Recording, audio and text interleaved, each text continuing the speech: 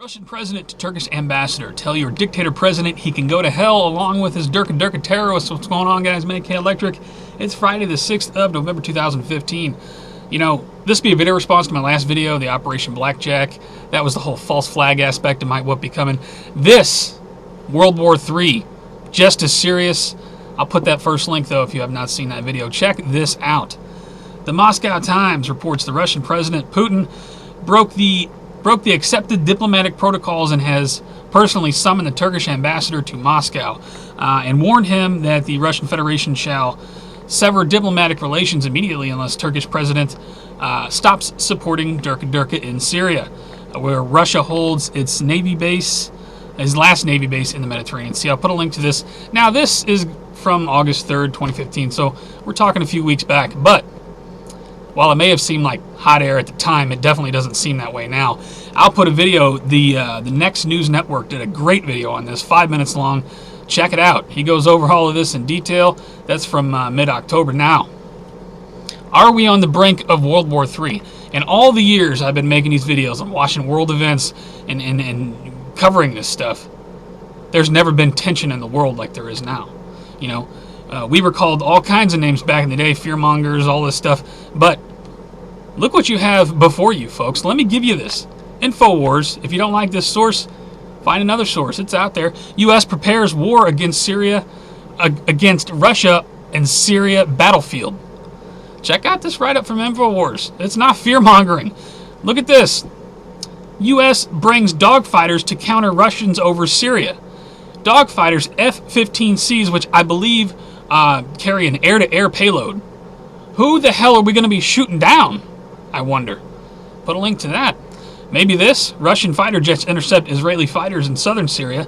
That October 19.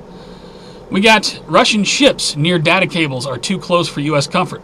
These stories coming out of Russian ships are getting close to internet data cables that are running in the ocean. Are they getting ready to shut the internet down when they pull off this false flag? Is that a cover story for that? Put a link to it. CBS News reports U.S. to Iraq.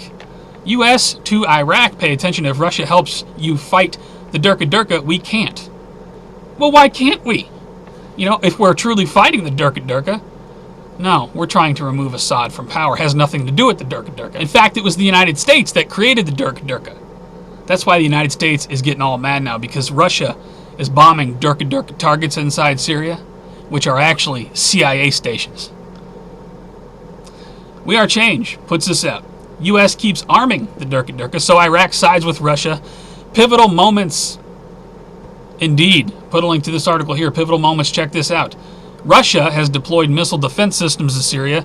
Russian Air Force chief. Again, is that why we're sending air-to-air fighters? Put a link to that. Investment Watch reports U.S. stations nuclear weapons in Germany. That October 30, 2015.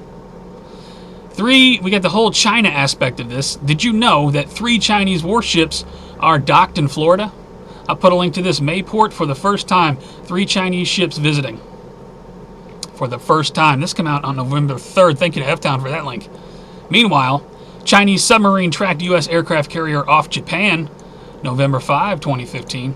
We're steady poking China with a stick, and they're docked in Florida? Okay. What else we got here? USA Today, 16 times. Now, for everybody in the military, you know, I know there's a chain of command and you have to follow orders and all this, but keep this in mind. 16 times Obama said there would be no boots on the ground in Syria. And in fact, while our first guys have not arrived or are just arriving, they're already talking about sending more. I heard him say something like the United States may have to be in more than just a supportive role. You know what that means? USA Today, this is reporting this. 16 times Obama said there would be no boots on the ground in Syria. So, does anybody in the military have the balls to stand up and do something? Any of the higher-ups?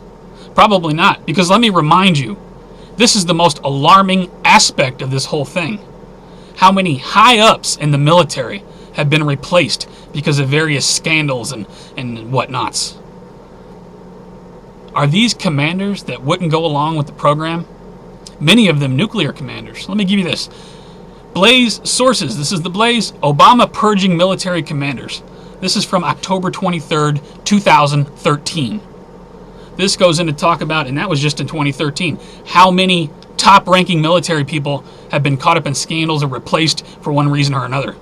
In my opinion, it's so that Obama can put in place his key people that will follow those orders, whatever those orders may be. Please tell me your thoughts, especially if you're in the military. I got a couple more for you. You know, somebody made a point on the last video that I'm linking to a lot of mainstream websites. I'm giving you guys a lot of mainstream news. I'm doing the best I can do with what I have to work with. I would agree with anybody who thinks that the world media is controlled by the elite. Be it CNN, Fox News, MSNBC, Russia Today, on the other side, I mean Al Jazeera, it's all corporate-controlled media. I know it's all a lie. I know it's all propaganda. But we have to do the best with the information we have. I'm not on the ground in Syria. I don't know what's going on. But I would like to leave you with a shout-out and a rest in peace to a man who knew what was going on in Libya. Mohammed Nabous was killed, I believe, in 2011 by a sniper round to the head. Independent journalist trying to report from the ground in Libya. We need to remember this man. He was a true alternative media journalist. He was on the ground, reporting to us live, and he took a sniper round to the head. Rest in peace, Mo. And I'll put a link to his last broadcast as well. We have to do the best we can do with the information we have. That's all we can do. Please rate this video. Please pass it around. Make people aware. In my opinion, we have never been closer to the brink of World War III. I definitely don't see in all this dying down, fizzing out. Something big is about to happen, folks. Please tell me if you think I'm wrong. You guys take care, stay safe, always remain vigilant. Crazy ass times. I'll see you on the next one.